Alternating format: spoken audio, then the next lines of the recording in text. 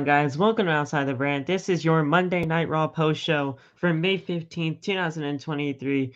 Thank you guys so much for joining us right here on OTB on your Monday nights, wherever you may be. I got my guy TJ here with me for tonight's Monday Night Raw post show, man.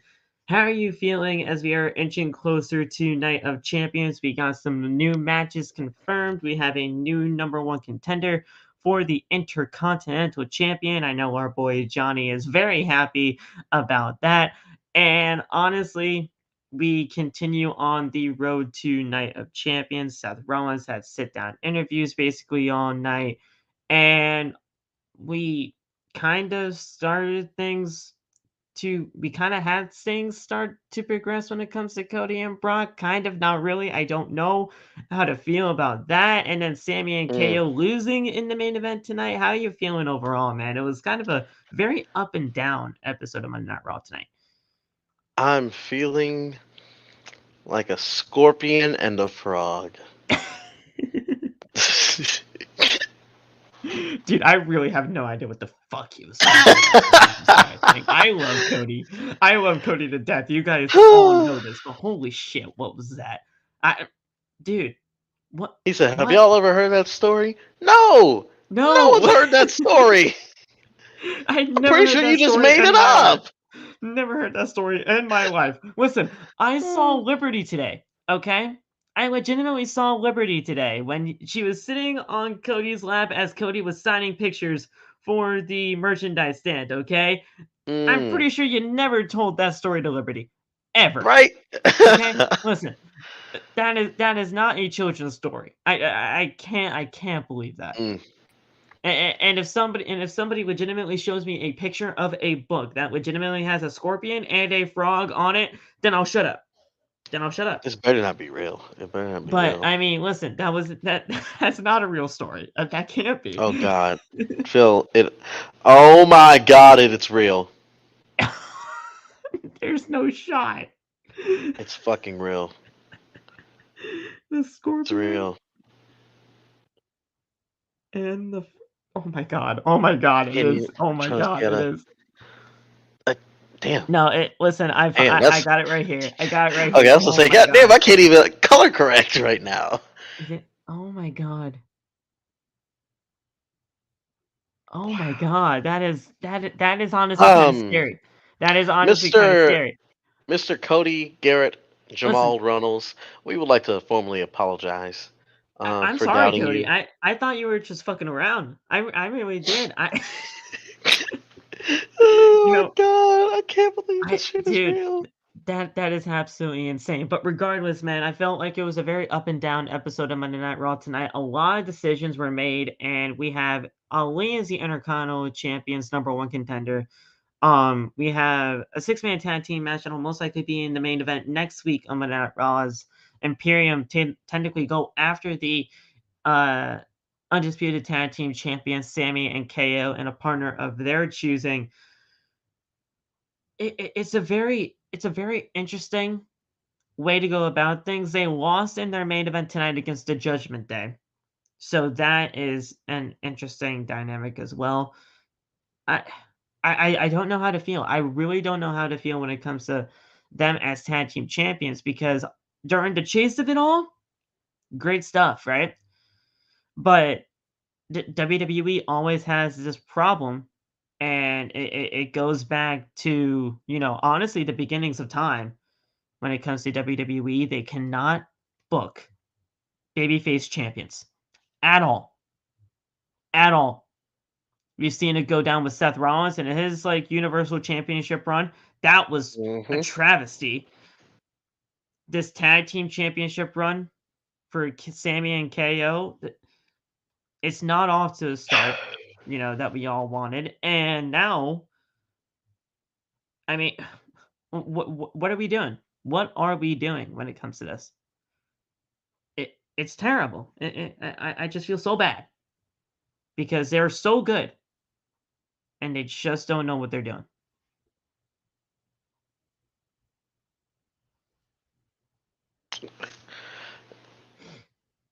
This is one of those situations where, how do I describe this? Oh, I'll equate it. Hangman Page's title run. It's a Oh yeah, situation of the chase. the chase was Yep. great. The chase is great, but once you get it in there, like you said, they don't know how to book the babyface champions. I I don't know mean, what it is. AEW Then has their own set of problems when it comes to that, but I mean, yeah, yeah, you're for sure. 100% right. I don't know what it is with companies not knowing how to properly book babyface champions, or at least in WWE and AEW. At least Yeah, I don't know about Impact and. Mm. yeah. I mean, their world champion right now is Steve Macklin, and he's a fucking Oh, I'll say this: amazing Josh heel. Alexander is probably the only face champion I know of in recent life that was booked really fucking well. Yeah, he was booked tremendously from what I Yeah. could tell from the stuff that I saw over there in Impact when it came to Josh's reign. Mm. But I mean, I don't know, man. Like you would think it would kind of be somewhat not simple. I mean, booking champions are pretty Yeah. hard. I mean, you know what it is, but like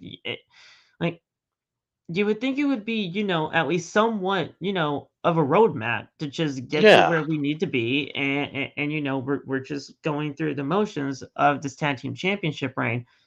But at the end of the day, we see these two. They're great in the ring. They have great chemistry. They're going to have great chemistry with whoever they're in the ring with. But at the end of the day, the chase was always greater than the destination. And now we have no idea what the destination is considering Night of Champions. We don't even know if they're going to be tag team champions at the end of all this. So it's just a winding road that just does not want to seem to go down that straight path anymore, and it sucks. But um, speaking of everything, speaking of like Roman Reigns and Solo Sikoa, they're the challengers for the tag team championships and Night of Champions. Paul Heyman was there tonight. Don't worry, guys. He had a visitor's pass. He was allowed. He was allowed back there. Uh, I just find that fucking hilarious that a visitor's pass is the reason why he was backstage tonight on Raw. Um, Obviously, he was scouting things out for Roman, for Solo as the wise man, the head to tables, counsel, so to speak. So Heyman doing what he was doing, scouting out Sammy and KO, honestly helped Judgment Day in the aid of winning tonight. Um, Very so slightly helping them out, I should say. But regardless, at the end of the day, it was a help, along with Imperium. How are you Mm. feeling about Paul Heyman being over there, man? Because I mean, he's a SmackDown superstar, but he had a visitors pass, so it's okay. Hey, hey. As long as he had the right credentials to be over there, I'm totally fine with it. All right. The man obviously got cleared through security, got cleared by higher ups, had the proper credentials, his visitor pass. I'm okay with it. I didn't see a backstage pass though. I only saw the visitors, so I mean, I don't know if he went in certain areas, but I they might I want don't to know if double check visitors that for next pass time. just allows him to be in the building, or it allows or allows him to be in certain areas. There's got to be some concrete stuff here when it comes to the visitors pass. Yeah. WWE, you got to tell us what's going on here. Like, does he Um, get a +1? Because what if he tries to bring Solo next time, huh? Like, what? How does this work? Yeah, man, I did. It is what it is. But uh, let's talk about this number one contender battle royal real quick, and then we'll get into everything like the shilling of like plugging in stuff and all that kind of stuff. The number one contenders battle royal tonight. We had 25 people in here. A lot of them were tag teams. But regardless, we have Ali as one of the final three when it came down to uh, it was Ali, um, Bronson Reed, And Ricochet? and Ricochet, that's it, Yeah, yes. yeah. Thank you. So Which it was we got down a to those mini 3. triple threat at the end, and that was fucking awesome. Or a Yes, it mini was one down to on those one, and 3. then yeah. That mini triple threat that we had, and at the end of it all, they were both the 2 smaller ones were trying to get Big Bronson out of the ring, Mm. and it looked like Ricochet was about to do something because he was on he was on his back. Mm-hmm. He was on Bronson's back, and then all of a sudden we see Mustafa out of nowhere with a missile drop kick from the second rope and launched himself into the drop kick and got both of them out of there.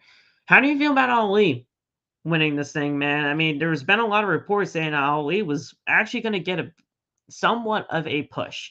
I'm not going to say a big push because we usually a big push signifies a world championship. But Yeah. how do you feel about this mini push that Ali is going on right now? Because at the end of the day, I like Ali. I think Ali's great. I think he's a very underrated type of superstar that just does not really get the time that a Mm-hmm. lot of people think he should deserve. But Ali getting this mini run right now, I'm not mad at it. I just want to see him actually do some good stuff when it comes to him being in the ring. Yeah. I thought it was pretty cool for him to get the win tonight. I liked it. I liked it a lot.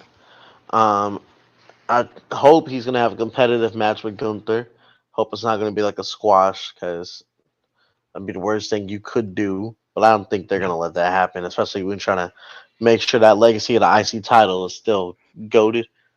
Um, but yeah, I hope this is the start of good things for Ali, especially because with the retribution shit, and then him basically getting treated like shit backstage with the Vince under the Vince regimen and shit. It's yeah, Yeah, man. I'm really hoping that things are gonna be looking up when it comes to Ali. But we will definitely see when it comes to that. And we'll look at everything that happened tonight on Monday Night Raw. We had a great video package for JD McDonough, who was also in the Battle Royal. We saw JD McDonough, Zion Quinn was in the Battle Royal, Von Wagner was in the Battle Royal. So we actually saw some NXT people that were a part of this thing. They may not have won, but they were definitely a part of it. Um, we had a great backstage segment with not Vaughn, um, with JD in that backstage promo that he had with Kathy Kelly and a little a little his trainer from back in the day, Finn Balor, was looming in the shadows. So we'll talk mm. about that and what that could mean for the future of JD McDonough on Monday Night Raw, and we'll talk about everything that happened tonight on Raw, guys. So stay tuned for that, and we will get things started in just a short while. But guys, thank you so much for joining us right here on OTV. Thank you, TJ, for coming on at this late an hour. I know it sucks. 3 hours sucks when it comes to Monday Night Raw. If it ended at 10, bro, this would be so much easier. It really would. But it's that extra hour, man. You know they always have to get that extra hour in. Um, but thank you so much, man. Uh, anything coming up when it comes to the main event players on that side of things? So I haven't officially announced it yet, but well, what time is it there? 1 p.m. Eastern. So it's noon for me. I think I should be off. I hope I'm off work that day. Um, I have to check. Let me check right now. But I'm planning on, if I'm off of work, doing a Night of Champions watch along, like we did with Backlash with Sienna. Um, Yeah, because I'm hoping this can be where we like finalize getting her as part of the main event players. Because I think we're like really close to a yes. So just trying to let her settle into work and things because she just started her new job and all that. yeah, But besides that, um, we are still trying to figure out who the hell Anonymous is. Weaver now thinks it might be Steven. People in Wrestle Talk are thinking it's Zay and Loth. I think it's someone from Stomp Wrestling, but yeah, we're figuring that out. And we are starting a Wrestle Talk Fantasy Football League. I will be sending out the invite because most of the people watching this are in the outside the brand Discord. I'll be sending it out once we get the main event players locked in, the ones that want to be in it, because I don't want to have them be like, I want to be in it, but now there's no spots full. yeah. But yeah, So that's going to be interesting. Before the whole main event players were even a thing, the OTB crew did a fantasy football league themselves. I came in second. I came in mm, second. I lost in the fucking championship to Megan. So shout out to Megan. She I know was Megan. fucking fantastic. It was a very, very close battle. Um, so I don't mean to bring this up, brother, but holy shit, you did one win throughout the entire season, man. We'll help you. We'll help you out, man. Hmm. You had all the right pieces, but you just did not put them well together, man. But at the end of the day, it was all for fun. We loved it. We loved doing it, and now it looks like we are bringing it over to the MEP side of things, so we'll see where things go from there. I'll definitely be joining the Connecticut Nightmares.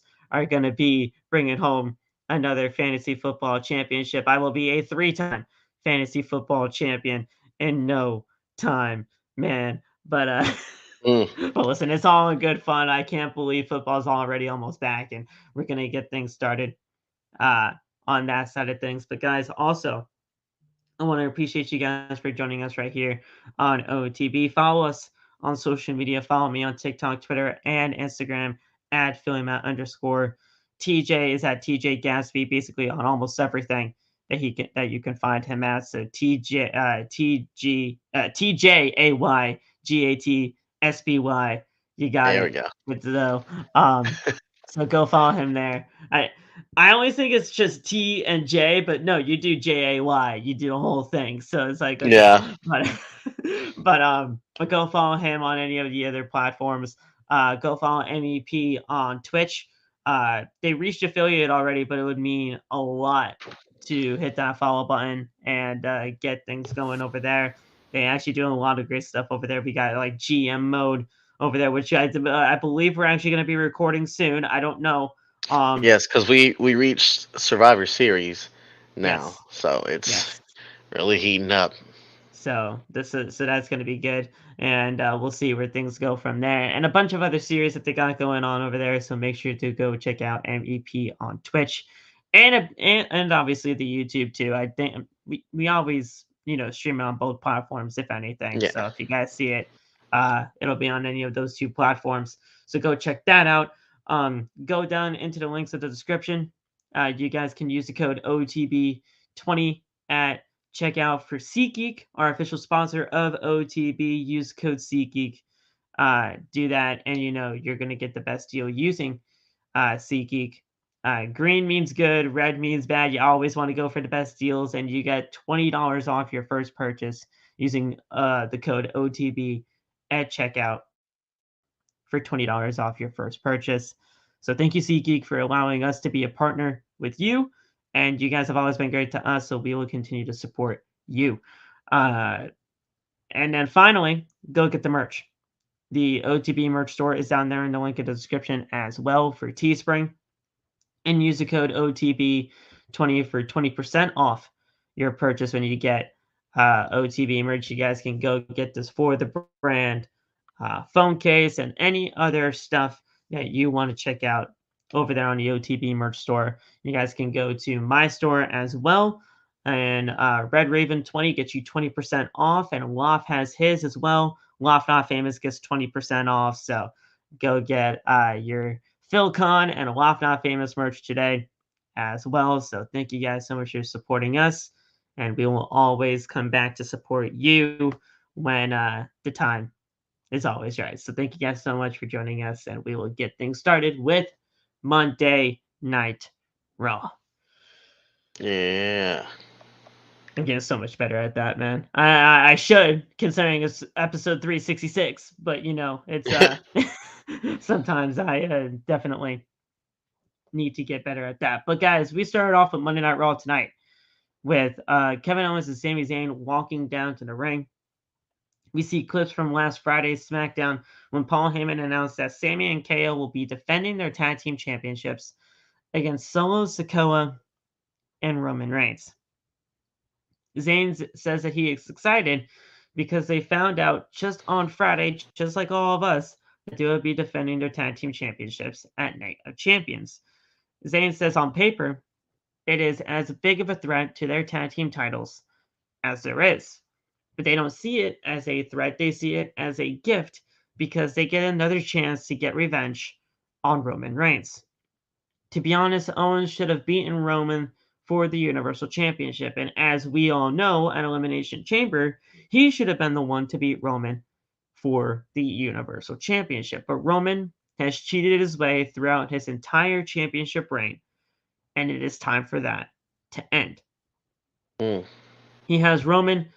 He says that Roman is making a good job of the bloodline crumbling all by himself. He is pushing the Usos too far, and he is pushing his championship reign too far.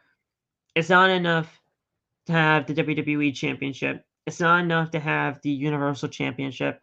It's not even enough to have a championship reign of 1,000 days. He wants the tag team championships as well, and Zayn told Roman that he cannot have those titles. I'm gonna pause right there for a second. Zayn at this point, he was just going. He was just going for it. He was just going for it. He legitimately just had that in his voice saying, "Listen, man, you ain't taking shit. We ain't taking any of your shit. You have been doing this, this, and this. You've been ducking and diving for too long. You're not doing this anymore. We're done with your shit, and we're gonna kick your ass at Night of Champions, basically." And I loved the way that Sammy was talking tonight. So that was great there. The Judgment Day's music hits, and I'm like, oh, great. What the fuck are we doing now? What are we doing? I love Judgment Day, but what are we doing? The Judgment Day music hits, and out come all the 4 members. Owens tells them to cut the music, and he is glad they came out because, listen, I'm sick and tired of talking about the Bloodline. He doesn't want the Judgment Day. He doesn't know why the Judgment Day are out here. But he says, listen, if you want to fight, fuck it. Let's fight. Zayn says, hold on. This might be a little bit of my fault. I came out here 10 out of 10. Let's hear him out. Might not be fun to fight. Let's hear him out. It's like, I don't want to hear him out. I don't want to talk. Stop with the talking. The talking is over. The talking is done. We're like, okay, calm down. Finn just says, we do just want to talk. We want to wish you guys good luck against Roman and Solo. But at the end of the day, you know, you're still just trying to compete with the Bloodline when that's not even really your prerogative anymore. Finn says, but if by some miracle you do win, there will be a whole line of superstars waiting for them, and the line starts here. Rhea tells them that the Judgment Day, they run Monday Night Raw. Owens tells Zayn that he wanted to hear them out. Zayn says that he would like to hear what Dom has to say about it as the fans boo him out of the fucking building again. He just stands there and he gets booed. Oh yeah. As soon as Dominic begins to talk, the fans just continue to boo him. As he tries to talk again, he's booing. He's getting booed. Almost was like, listen, this is basically pointless at this point because I can't hear him. So Zayn, please, can I punch him? Zayn just says, yeah. I'm like, okay, sure.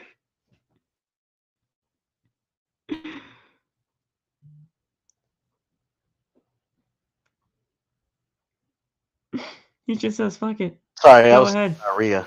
I was thinking. No. Shit. Nah. But Zayn's just like, yeah, sure, screw it, go ahead, just punch him. And as he was about to, and basically as he did, the Judgment Day and Sammy and KO, they start brawling. And when Zayn grabbed a steel chair, the Judgment Day left the ring, and that was that. So I thought this was a very good segment between the two, like the faction and the tag team here. Obviously, it gives a little bit of an indication of possibly them going after the tag team championships in the future. And Judgment Day, they are easily becoming my favorite stable in all of WWE. Seriously, Mm, they need to get a lot more flowers than what they are given because they are so fantastic at what they do. I mean, the yeah. Bloodline's obviously the Bloodline, right? They're great. They're great. They have like they're great people, the Usos, Solo, Roman, all that stuff. But the Judgment Day, everything that they have been doing has been great. And they know what they are doing as well.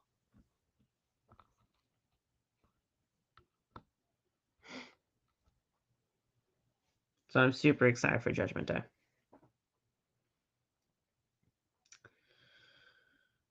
We then had Shinsuke Nakamura take on The Miz. Not bad. Not bad. I didn't care. But this Yeah, wasn't it was bad, chill. you Yeah, know? not at all. Not bad. Um, It was just right there. Just chill. yeah. I mean, this is just your normal run-of-the-mill first matchup on Monday Night Raw here. And Shinsuke got the win, you know, hitting the Kinshasa for the win. And, everybody's first feud with The Miz, it happens all the time. But I do have to say, Shinsuke's presentation of, him just being back on Monday Night Raw with the music and his attire and everything like that, and everything about him looks great. I just wish that they were doing a little bit more with him than just something with Monday with the fucking Miz, you know? If anything, I wish, and I know he just competed in the World Heavyweight Championship tournament, but Mm. dude, if he was a part of that Battle Royal, imagine a Gunther versus Shinsuke match. Just fucking Ugh. imagine what that Insane. hard-hitting style would be like. I mean, obviously Shinsuke. uh, Whatever happens with Gunther, Gunther's chasing Honky Tonk Train, and we all know this. But dude, I'm telling you right now, man, a Shinsuke versus Gunther feud, you can give me my money. Well, I'll give you the money. WWE, Yeah, just do it that's like for me. printing money right there. But I mean, it wasn't bad. I like it's just the Miz. It's just the Miz. And I know the Miz gets a lot of crap right now, but it is what it is.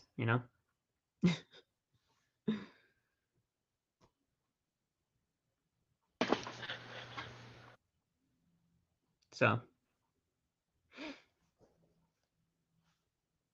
Damn, my screen is bright as fuck. Why does it feel like it's getting brighter and brighter? Oh my god. so so the final sequence of this whole thing was that so Nakamura goes for a Kinshasa, but Miz drops to the mat and grabs the ring apron um, cover, which distracts the referee. Miz then raked the eyes of Nakamura and hit Nakamura with an ace skull crushing finale. He goes for the cover, but Nakamura got his foot on the ropes. Miz then grabbed Nakamura, but Nakamura rolls up for a cover of a 2 count for the Miz. Shinsuke then hit a Kinshasa, and he goes for the cover 1, 2, 3, and that was it. So Nakamura got the win. There you go. You're good to go there, and hopefully something more happens with Shinsuke on Monday Yes. Night Raw and this feud with Miz, which I really wouldn't even fucking call it a feud. It's just a mini series that they're having right now. I'm hoping that this is just over. And we can see something going on with Shinsuke moving forward.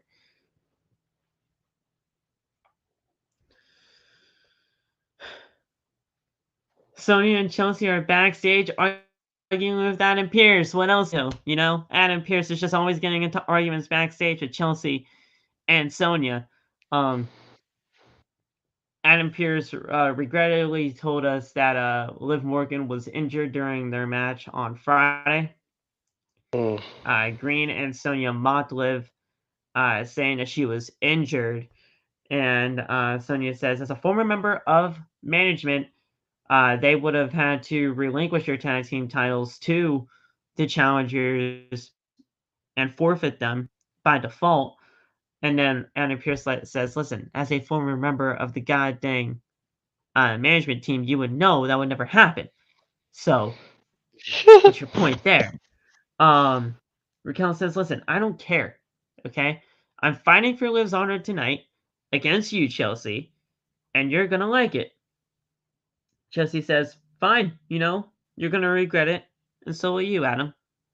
There you go. And then Raquel says, yeah, we'll see about that, Karen.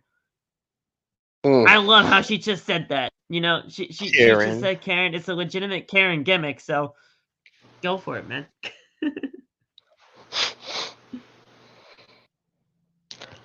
God, I love Raquel. I want her to do something a lot more. I love that she's a tag team champion right now, but man, get her into a freaking singles run, man. She's so good for it.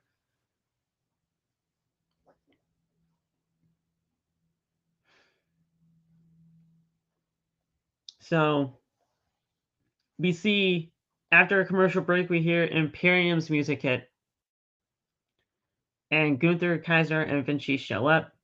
Gunther stands on top of the announce table, and Kaiser says that he demands the gratitude of the fans for the Intercontinental Champion, the Ring General, Gunther.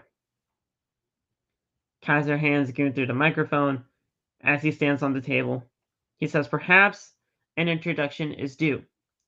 He says that he has dominated SmackDown for almost a year as the undefeated and longest reigning Intercontinental Champion of the modern era. But from this day forward, he shall continue his mission on Monday Night Raw. But no man on Raw has been identified as to be my next challenger for this great prize, or has earned my respect. But in a few moments, one man will achieve both. The match will determine his next challenger for his championship at Night of Champions. And then we had the 25-person number one contenders battle royal for the Intercontinental title. Gunther is so fucking well spoken. I mean, I know that's basically his gimmick as like the Reign General and trying to bring honor to the sport and to the championship that he's holding. But holy shit, I like once he was actually speaking tonight, I'm like, this man is very well spoken. Like I love Gunther, man. He's just great. Gunther's like a breath of fresh air when it comes to being on this roster and holding that title. It was desperately needed. I couldn't agree more. I really couldn't. But now there were a lot of names in this goddamn battle royal. A lot of it were tag teams, like I said. But 25 people. I'm not gonna go over everything because there were a ton of eliminations, but we will say that the final three, like we said at the top, were Bronson Reed, Ricochet, and Ali. A great final three. Great final three. I thought that kind of final three was something that you really could not ask anything better than that, because you had the former Intercontinental Champion before he lost to Gunther, a man in Bronson Reed who is easily somebody that can bring that championship prestige because of the way that he's been booked. Yeah. And Ali's just an underdog, and people love the underdog type story. So there's that. Ay, fuck. So I mean, we had all that take place. The drop kick from the second rope, the springboard drop kick got Ricochet and Bronson Reed off the apron, and that's how Ali won the match. We talked about this earlier on at the top, man, but Ali, the underdog, pretty much like an ultimate underdog in this type of a story right now with Gunther. A lot of people are probably writing him off already, but I hope he actually has a very good match against Gunther at Night of Champions, and we'll see where things go Mhm. from there. I I don't expect him to win, but if he did, that would honestly be a shocker of the fucking year. And I don't think it's honestly all that crazy to say that this might be the biggest opportunity he's had in his entire career.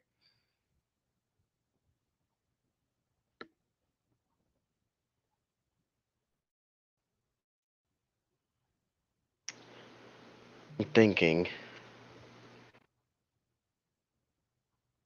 Mm. Does he? Ali's Muslim, right? And yeah, somewhat. I'm hoping. I mean, he's I'm from hoping Chicago, that's not but why he's yeah, getting this push. I'm hoping it's not just to appease the Saudi fans. I'm hoping it continues after Night of Champions because you know them. You know they would do yeah, that, and then afterwards he's yeah. immediately forgotten about. I'm hoping it's not Well, that. well, remember when Mansoor was just going all over the place in those Saudi shows, won all those battle royals in Saudi because of where he was from. Yeah, I hope it's not the same thing because of Ali, but like you you might have some sort of a point, but I really hope it's not that. yeah.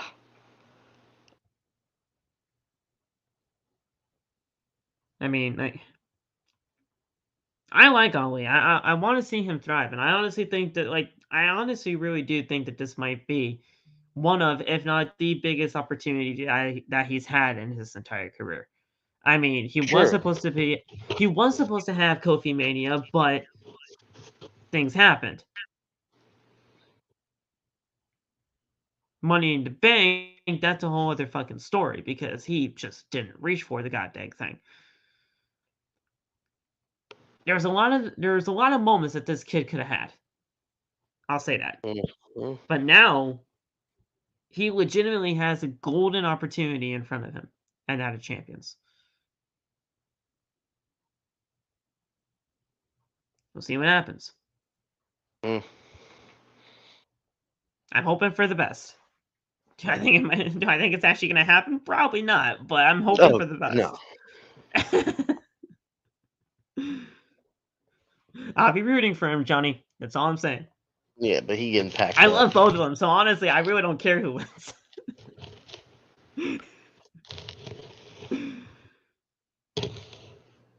Oh, there it is. Ow.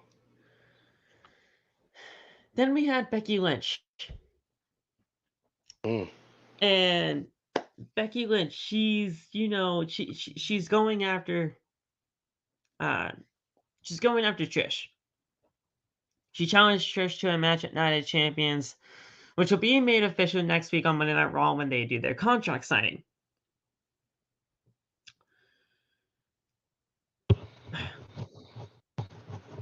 I don't know, man. I don't know how to feel. I don't know how to feel about this entire thing, man. Mm. I like Becky. I like Trish. But was this supposed to be for something in the long term of everything? I don't know. I don't Something know. feels like I feel like we might be getting swerved.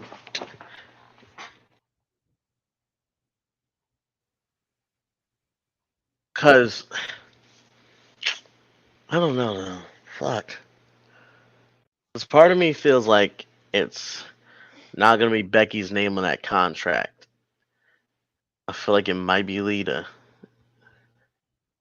You think Lita's coming back? I feel like Lita's got to get her get back against Trish. And again, remember, Saudi loves the legends.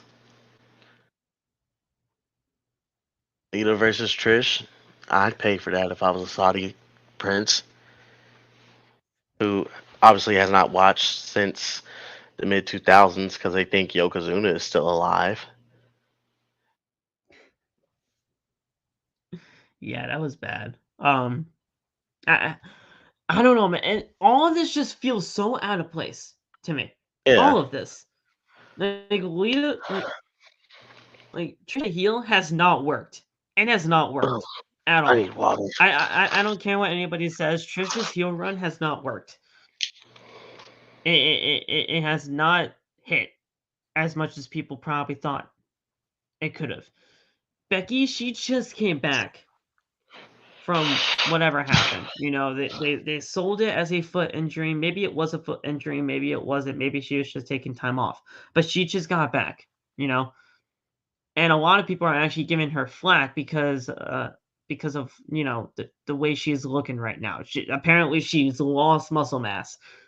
Listen, I don't give a fuck what happened. Okay, I just want her back and happy and healthy. Yeah, That's all. she's lost muscle mass. So Okay, so so there. and she still kicks ass in the ring. Right. So like it makes no fucking sense. So I just wanted her back and happy and healthy. That at least I feel like we are back at. And then Lita, she has to get her comeback. Right. So what are we doing with her? And I thought this was all going to be leading towards something at SummerSlam, but now I either they pushed this up to Night of Champions because this was obviously way too far down the line for SummerSlam, or they could be doing something for SummerSlam, but they're waiting for Lita to come back. Mm. But then again, SummerSlam isn't until August, and we're only in the middle of May. I mean, I could see either one because remember, Trish was drafted to Raw. Like, so I think it would be she's a stupid to legit waste a active draft pick on member. her if she's gone after Night of Champions. Like, she's a So I think, legit yeah, active member of the roster. She was drafted, so she's on the road. you know who wasn't drafted? She is legitimately Lita. on the road competing. She's on the road competing. Hmm. So when you're drafted and you're on the road, you're supposed to be taken as seriously as you are. It- Everything just feels so out of place, man. And I said this from the beginning. I said it from the beginning when Trish was not on TV, or Becky was not on TV rather. This feud fell off. This feud fell out of place, and it was not the right time for things. I wanted Right. Becky to come back because Trish cannot carry this on her own. But now that Becky is back, I don't feel like this feud can carry anything. Any substance, any weight. What happened? They did a feud that didn't need to happen. I have no clue. And and I hope I'm not the only one that actually feels this way because at the end of the day, it just doesn't feel right. This feud does not feel right for any of these women. So her music hit, did Becky, and she says that part of being the man is admitting that you're going through. You put on the face that you need to put on to become what you need to be. And sometimes when it becomes too overwhelming, you have to man up and ask for help. She was getting all philosophical in the beginning of the promo, and I was like, okay, what are, what are we doing here? When she says that she asked for help in two legends, Lita and Trish Stratus. She says that Lita was great, and Trish had not skipped a beat. She let Trish get close to her and her family, and she was unable to see what was probably obvious to all of us. Trish came back to help herself, like a backstabbing egomaniac that she is. But despite of all of that, she wanted to come out and thank Trish. Becky says that she wants to thank her because she lit a fire in her. She had the switch in the back of her head that has been turned off for a very long time. And when she stood in the ring and called her daughter stupid, she reminded her that the only thing that matters in this life is standing up for those who rely on us. At this point, Trish was number one in the business, but she has done it before and she does not need a championship to prove it. She says that she will show Trish how thankful she really is when she kicks her head off at Night of Champions. She drops the mic and her music hits. And that's that. So, getting a match at Night of Champions. We're making it official next week in the contract signing. We'll see where it goes, man. It is what it is. Either we get Trish and Lita, or or Lita returns at Night of Champions to help Becky win. True. I didn't even think about that one.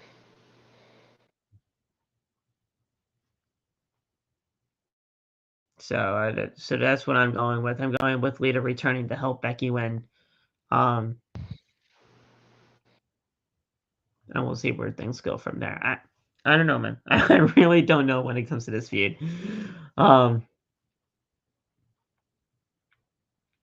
So Kathy Kelly did a backstage interview with Rhea Ripley. She tells Kelly that Natalya needs to stay in her own lane. She has an impressive career, but... And then Natalya came in. She told Rhea that this is not about lanes. This is about beating down a woman that she already had beaten. She is the champion, the most dominant to ever uphold this. But she tells Rhea that she deserves nothing but respect, but she isn't earning it. Rhea tells her to not pretend that she came out there to help Dana. She came out there to make herself relevant again. Rhea then told Natalya that she is welcome to do that again, but that will not help boost her career. She's going to end it. Dominic then tapped on Rhea's shoulder, and they walked away together hand in hand, and that was it.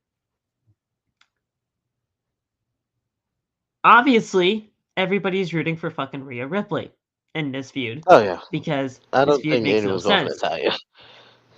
This feud makes no sense. This feud makes no logical sense because she is still the SmackDown. No, wait, no. Yeah. Yeah, No, she's you're still the right. You're right. SmackDown Women's Champion.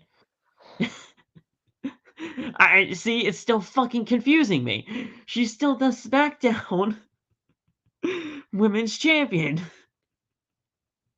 Honestly, at this point, I don't give a damn about the fucking title. I don't. I don't give a damn about the fucking title. Just switch it and get it fucking over with. I don't care. Literally. Because a I whole don't care. 2 weeks now has passed since the draft. Like, I don't give a damn about the title. At this point, you're making both championships look irrelevant as fuck when they're on the separate brands.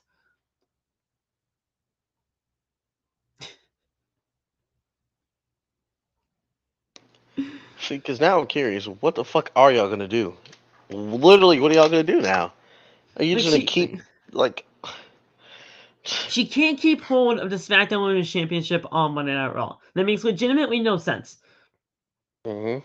And Bianca can't hold the Raw Women's Championship on SmackDown because that legitimately makes no sense. Yes, that is the Raw Women's Championship that she has held for over 400 days. Yes, I understand that.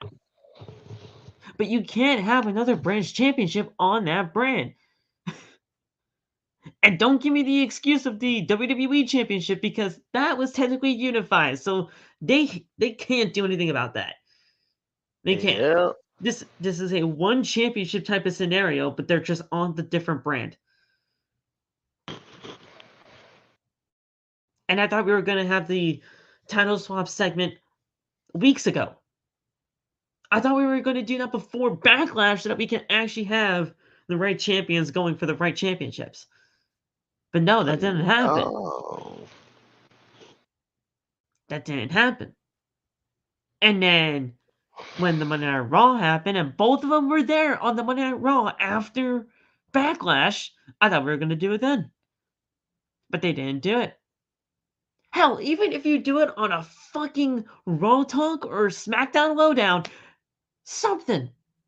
Even if it's on the bump, bro. Just... Even if it's on the fucking bump. You could even do it on Instagram Live. I don't care at this point. Just switch the do damn titles. something. Legitimately make a YouTube video. Make a YouTube video with Triple H, Rhea, and Bianca and say, listen, ladies, we love both of your championship reigns, but it's time to do the right thing. Raw needs their title, SmackDown needs their title. It's time for a championship swap. Now, please respectfully hand over the respective titles. Now, obviously, it wouldn't be respectfully because they've been obviously teasing a Rhea and Bianca thing for quite some time. Mm-hmm. So you can do something like that, but just do something. It makes the championships look not irrelevant, but it makes no sense. I get why, but I also don't. I get it because, like you said, yeah, Bianca with the 400. But if that's what you're doing it for, how long are you gonna have her hold that one? Because she already passed day 400. How long are you gonna have her hold that title? Like, it makes no sense now. And then Rhea, what is she gonna do? Is she gonna go back and forth to SmackDown and defend that one? Is Bianca gonna swap? Is it gonna be one of those defend it until you lose it situations? Because then what if they both never lose the fucking titles until Mania? Yeah. You see, This is why I always wanted one women's champion in WWE. I know there's a ton of women in this company, and a one women's championship might not be enough to constitute for how many women are in the goddamn company. But if you have one women's champion that goes between both Raw and SmackDown, you'd get a lot more, opportunity for those other women, and you at least only have one championship. You know, that way Rhea or Bianca could have that long championship reign without it jeopardizing either of the shows. mm, But that also doesn't. I mean, if you're doing the one championship, then that technically doesn't even have to do with anything of a brand split. And people can argue with that logic. So I mean, there's like there's good and bad between everything that's happening right now. But when you have the Raw title on SmackDown and the SmackDown title on Raw,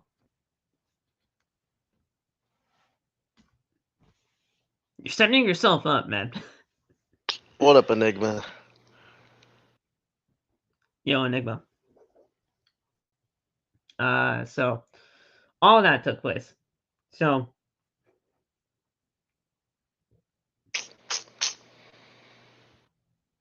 Ali bumped into Alpha Academy backstage. He tells them that he used to be a loser just like them, but now he is a winner. He keeps walking and he sees Imperium. Gunther congratulates him and says that he is also sorry. He will travel halfway across the world just to lose. And Gunther extends a handshake and Ali shakes it. Ali says, listen, I actually feel bad for you, Gunther, because you're going to travel halfway across the world just to be beaten, just to lose to me. And you're going to be humiliated when I win the Intercontinental Championship. And then they're just left staring at each other until we head to our next match between Dominic and Xavier Woods. At least we had a little bit of a face-to-face confrontation between Gunther and Ali. So that was nice.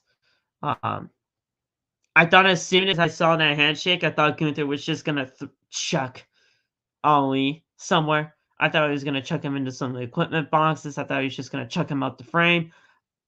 I thought he was going to attack him somewhere. But nope. Good old handshake and a good old insult of humiliation to humiliation. So, we'll see.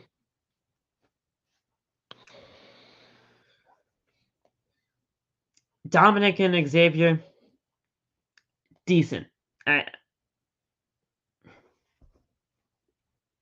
just don't care. I don't care for a Dominic and Xavier match, man. I love Dominic. Dominic's great. Xavier's great. I just don't care for a rematch. That's fair. That's fair. I I thought it was good. I just didn't care. I don't want to say I didn't care for it. I just was kind of halfway tuned in because we all knew Woods was gonna lose since Mommy was there. So I Yep. was like, all right, I already know what's gonna happen. So Kofi's still injured, right? With his foot? yeah, That's why yes, he's not there. Okay. Like I was, I mean, I knew there was a Kofi was just not there at the moment. And I was like, wait, he still has the foot issue, so there is that. So I was like waiting, but okay. Um, but yeah, I mean, you knew Xavier was gonna lose because of the mommy situation. Um, yep. Honestly, I felt like Corey Graves and Kevin Patrick didn't even care about this match either because Kevin Patrick and Corey Graves were just arguing about what mommy and mommy mean. You know, they were talking about MAMI and then MOMMY and then like they were just arguing about the two different mommies in Yeah. the English language apparently. So they didn't care. Um, but Dominic won with another roll up. So there's another roll up. Um, and there we go. So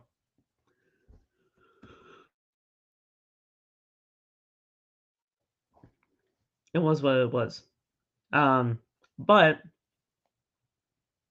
even though that was that, we saw JD McDonough. He was in the Battle Royal for the Intercontinental title, number one contendership. He was leaving the arena, and Kathy Kelly decided to stop him for a little backstage interview for a second to figure out why he attacked Dolph Ziggler during the Battle Royal. Uh, he says that he is on Raw to make a statement, and what better way than to start with Dolph Ziggler? He was a former world champion, IC champion, Money in the Bank holder. He listed a lot of accolades from him, but he said, what better way to start off than by making a statement to Dolph Ziggler? And honestly, I'm not mad at that reasoning at all. Dolph might be, where he is right now at his career, but Dolph is going to do a lot of good things for JD McDonough. JD's great in the ring. JD knows how to cut a promo. JD knows Mhm. what he is doing when it comes to everything. He is just a great overall package. Dolph used to be that. A lot of people don't really think he's about that now in his career in WWE, but Dolph used to be that. He used to be that great all around package.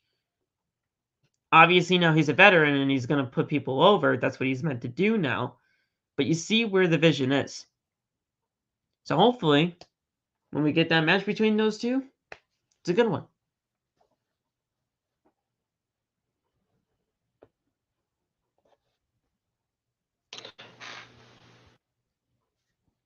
Ziggler's gonna die from that headbutt, isn't he?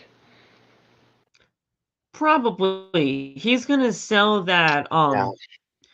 whatever that pop-up back suplex thing that he does, Ah, the JD devil does, inside. Yeah. he's gonna sell that like fucking death, and I'm gonna love Mhm. that. Uh, um, D Dolph is gonna do such great things for JD in this match when it happens. It's gonna be great. But, we'll see where things go from there. And Finn Balor was literally in the shadows in the background when JD was speaking. So there's a great seed there, you know, of Judgment Day. JD joining Judgment Day makes sense because of the Finn Balor involvement and everything in between. Make it happen, Mhm. WWE. It's right there. It's right there. Obviously, they see it too, otherwise, they wouldn't be doing that Finn Balor thing. So I think we're good. I think we're all set when it comes to that.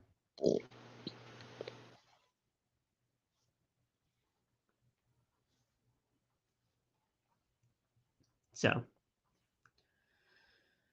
I'm happy about them. And man, JD McDonough and Judgment Day. It just fits so well, bro. It just does.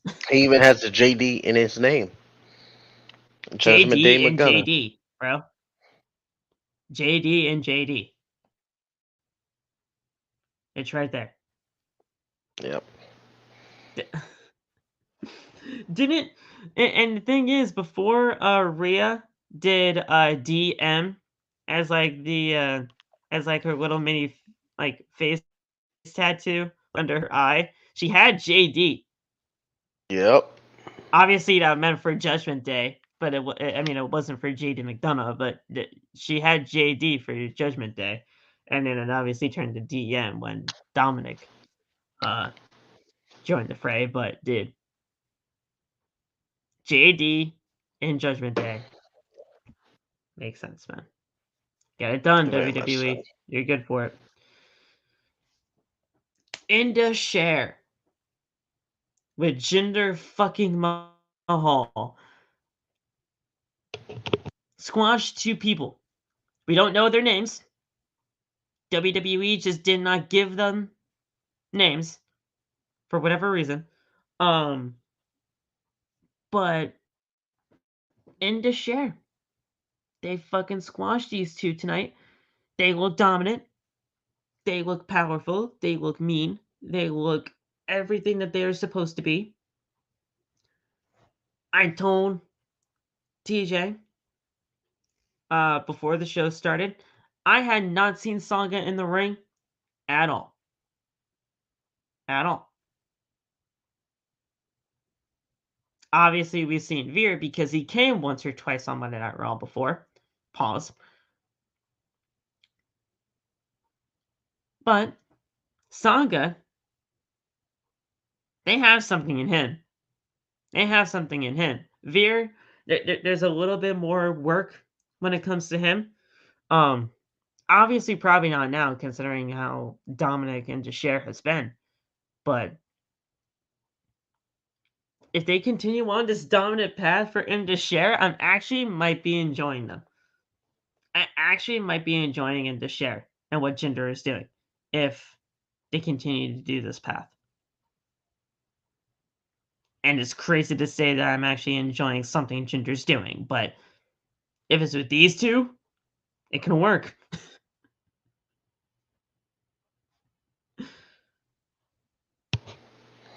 Yeah. Also, I found out apparently the two guys they squashed tonight were from Deadlock Pro Wrestling. Oh shit. Yeah, that was Lucky Ali and I forgot the other guy's name, but yeah, so that's Well, pretty fucking cool, good for those guys. I mean, right? um, hell, we saw everything when it came down to, well, who the fuck was that guy with Braun? I did. Why am I messing up that? Oh, James Ellsworth. Obviously, we saw when it came down to James Ellsworth, we saw what was going on with there. He was a fucking anomaly when it came down Mm, to his squash match. But hell, the fact that it was from DP, like those guys were from DPW, that's honestly really cool for them. That's a good spot for them. Obviously, getting squashed by Inda Share is nothing to be totally ashamed of. I mean, these guys just got called up. They're trying to look dominant. They look dominant right now. Um, Jinder got on the mic afterwards saying that uh, their future is written in gold. So I don't know what that means. Um, could we possibly be seeing like I wouldn't. Their future is written in gold. So I don't know if they're going for the tag team titles right away, man. But if they're going to be as dominant as they are, tag team gold already for these guys when they didn't even touch the surface of NXT. I don't even think they did, at least. So I don't know, man. It's going to be interesting to see where they go with them, especially yeah, with Jinder on their side. oh, you just know he's gonna try to go for gold again too.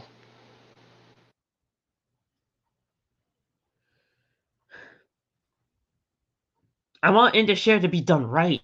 I actually feel like these two can actually be doing something, right? And Jinder Mahal, I mean,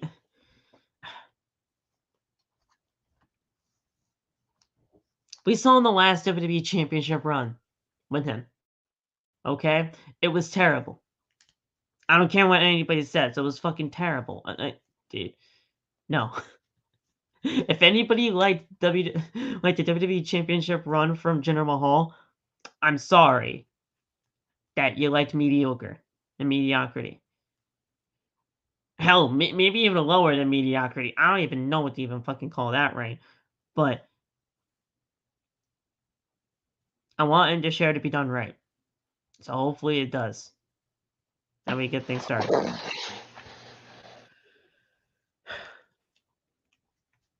So, this is the moment where we saw Owens and Zayn sitting back stage, and we saw Imperium walk up to them. Gunther said that he felt disrespected from them last week. Owens says, "Listen, we have a fight tonight, but I'll find a partner. We're gonna fight you. We're gonna fight you next week. 6-man tag team match. We'll find a partner. We're just gonna fight you, okay? I'm done. I'm done talking about it. We're just done." Uh, Zayn says that they'll find a partner next week. Is that cool? And then Imperium nodded their heads, and they walked away. So that's where we got the 6-man tag team match situation, and we'll see where things go from there. So that was that.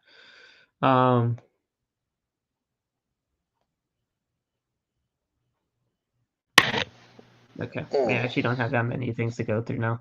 Just the Cody promo. The Cody promo. Well, Raquel and Chelsea. That was basically a glorified squash match for Raquel. And then the tag team match main event. So, well, honestly, you know what? Listen, just know this for Raquel and Chelsea, okay? It was pretty much what you expect when it comes to Raquel and Chelsea. Raquel dominated Chelsea for most of it. You know, Chelsea got somewhat of something because of Sonya on the outside, but in the end, Raquel got the win, and you're good to go there. So there's that part. We'll just go over the Cody promo and the tag team match, and we'll get things squared away. So the Cody promo, it consisted of one big story: the Scorpion and the Frog. Which we later found out that this was actually a fucking real story. And we apologized to Mr. Cody Rhodes because we had no idea that that was legitimately a story. I never heard of that story as a kid. I never heard of it. So when he said that tonight, I'm like, no, I didn't. I've never heard about that. Never. So I was trying to figure things out as he was speaking. But Cody's music hit, and he came out to a loud pop from the crowd, as always. The woe is immaculate. The fans chant his name, and he asks them what they want to talk about. He says he knows this arena. This is the very first home of Starrcade. A wonderful memory, a great amount of mutual respect. He says Lesnar is not here tonight, but they're they're a fun audience, and he will try one out. Rhodes asked them if they have ever heard the story about the Scorpion and the Frog. The Scorpion is on one side of the river and asks the Frog if he can who can hop and swim, if he can ride on his back to the other side of the river. Yes, guys, this is a Cody promo. Yes, I do want to preface this. This is a Cody Rhodes promo. The Scorpion, the Frog says no because the Scorpion will sting him. The Scorpion says if he stings him, the frog will die and they will both drown. So he will obviously not sting him. The frog then agrees, and they are halfway across the river, but Scorpion eventually does, in fact, sting him. And the poison fills up his lungs. The frog asks the Scorpion why, and the Scorpion says that it is in his nature. It is Brock Lesnar's nature. Hold on 1 second. Jesus Christ. It just refreshed on me again. Hold on.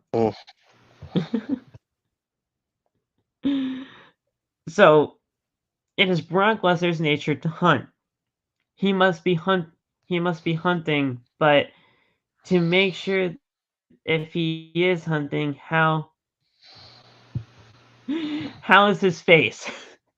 Can you just ask how his face is looking? And the crowd oohed and awed because of the whole face reference. He knows Lesnar sees a lion, but he should also see the black eyes and the set of staples.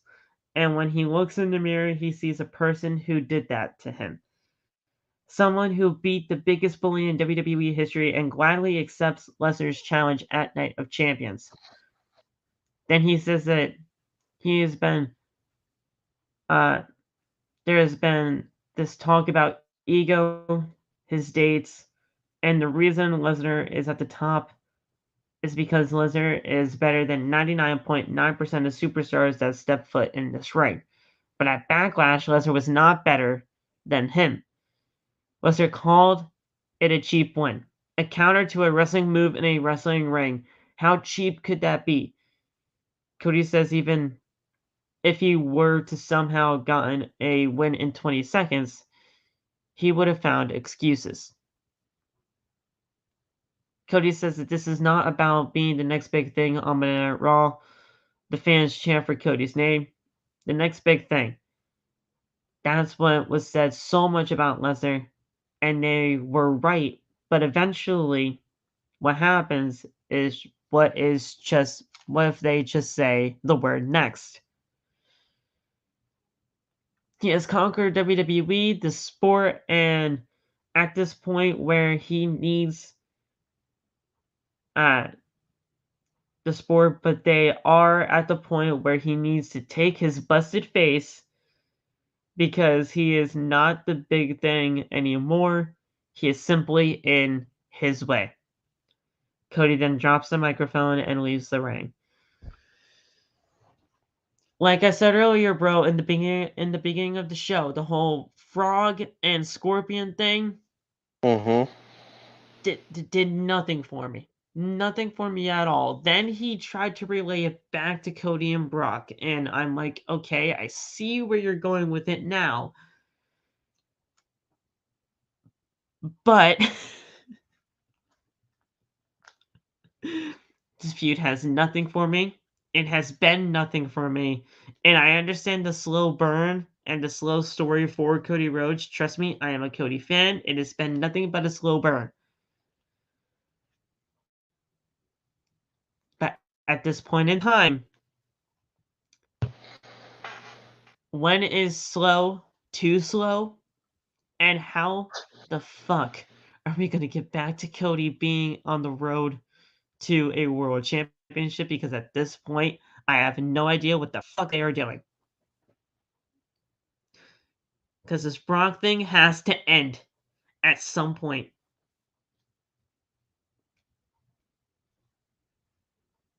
I see it ending maybe. I'm trying to think of all the PLEs we got coming up. Got this one next weekend. We got this, Money in the Bank, SummerSlam.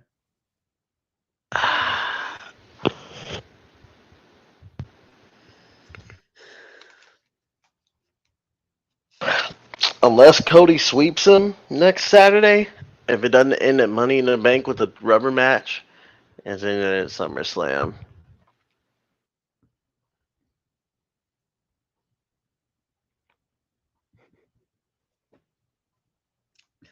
Dude, I don't know, man. Yeah. I'm hoping it doesn't go to SummerSlam, but I mean, if the rubber match isn't at Money in the Bank, I mean, then again, Cody could somehow sweep Brock by winning next Saturday.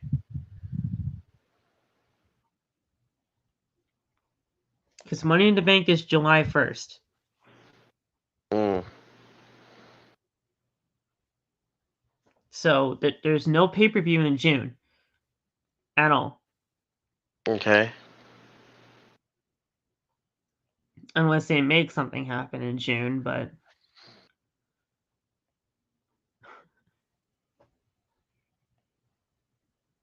I don't know, man. I really don't. I'm honestly kind of just sick and tired of the whole feud between Brock and Cody. I was sick and tired of it from the beginning because it fucking made no sense. But Yeah.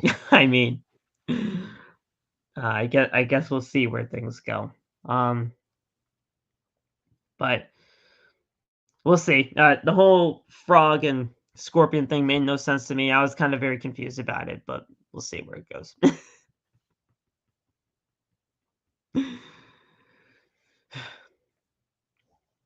And then, man, the tag team main event. Oh, yes. Not a bad tag team main event at all. This tag team main event was really good. Um, we saw the tag team champions lose, but um, it was mainly due to the Imperium, who met with Paul Heyman in the back earlier on in the segment. Well, earlier on in the night, and they sort of somehow came into some agreement with each other.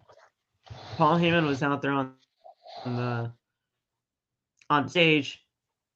Imperium was down there at ringside, costing Sami and KO the match. Judgment Day picked up the win, and they pinned the tag team champions. So Judgment Day, by technically default, they could be next in line for a tag team title opportunity, um, if they want to go down that route. And I would not be mad at that because I love Judgment Day and I think Judgment Day are great. But how'd you feel about this tag team main event, man? I thought it was a very good main event to end the show. It's just a matter of where things are going to go from here on out. I really liked it. Um, Mainly because it feels like we're getting. It's got to be in the works. Triple H has to be playing in some kind of faction war because now we got Imperium. We're dealing with Judgment Day, the Bloodline. Woods was even thrown in there, so that's the New Day. That's four different factions we're gonna be fucking dealing with. He's got to be cooking something up. And let's not forget about the LWO because the LWO and Judgment Day are still not done yet either. Facts. I This is gonna be personally fucking think awesome.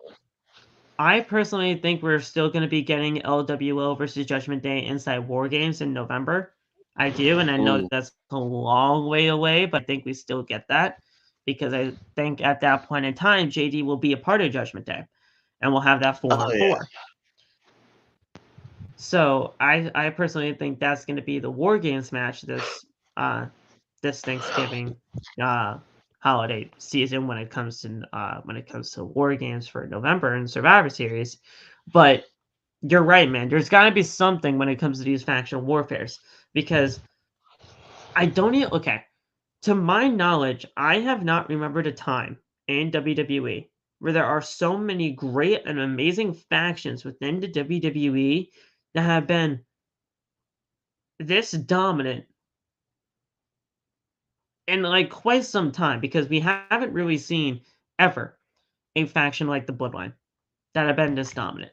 We have not seen a faction like the Judgment Day ever, really, in WWE, period, let alone be this dominant.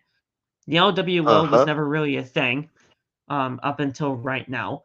Uh, Imperium, they're a great faction. They just really need to get some pieces together. There's a lot of factions in WWE, and before this, there weren't really many. at all. So the fact that there are so many factions within WWE in this current landscape, it's great.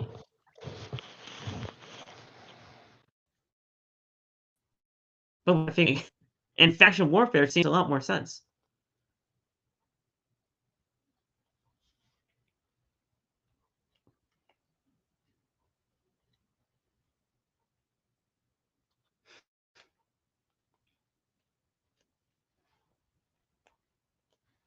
So,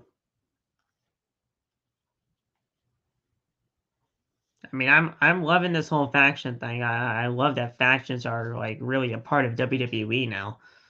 It's just a matter of where we are going with them, how things are being booked, how things are being progressed and portrayed. I love it, man. Just got to get things going. Mm-hmm.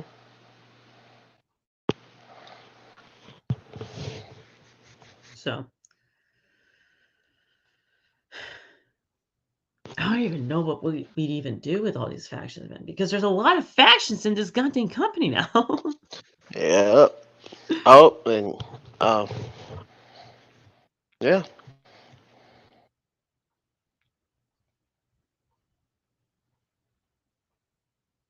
Here, I gotta look this up. Mm.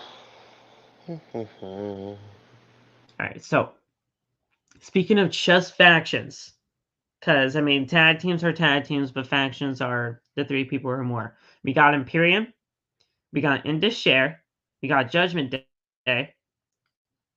Um, we have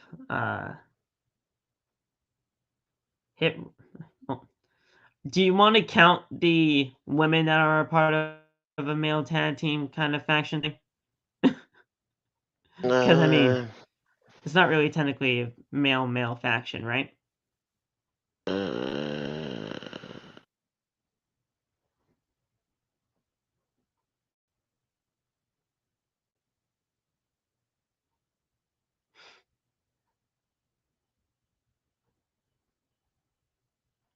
uh, I'm not gonna count them. I'm just gonna do the male factions here. okay. So we got Imperium, Indus Share, Uh-huh. Judgment Day.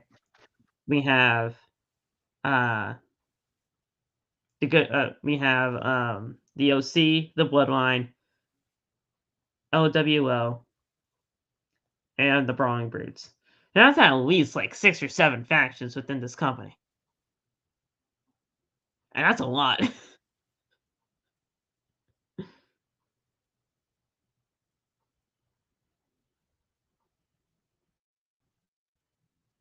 4, 5, 6. Yeah, we have 7 factions in WWE right now. And that's a fucking lot, man. So, I mean, we'll see where things go from there, man. I'm really hoping this faction warfare is a thing. We just got to figure out how. Yes. Triple H is cooking that. That's a lot of great stuff right there. We got a lot of great factions in WWE. It's just a matter of how we got to put them all together. Mm-hmm. So, but that's it for your Monday Night Raw, guys. I appreciate TJ. TJ's looking like he's falling asleep over here. So, Oh, I am. I just wanted to we tough it out for for you. we're gonna get the hell out of here, guys. Thank you so much for joining us right here on OTB. TJ, stay in so that I can end it on like a normal note. Because like once you actually once you actually leave or whatever, it goes to my screen and it's just me half and half on both of these screens here. So I promise you, I'll end the broadcast. Thank you guys so much. Hit the like button. Do all the things down there in the description when it comes to the OTB SeatGeek code. OTB20 gets you $20 off. Follow us on social media, TJ Gatsby on all social media platforms, at PhillyMatt _ on all social media platforms. That's Twitter, TikTok, and Instagram. Go get the merch link down there in the description below, and we'll see you guys tomorrow on Tuesday's talk right after NXT on Outside the brand. We'll talk to you guys tomorrow. Have a good rest of the night. Stay safe. God bless. And peace.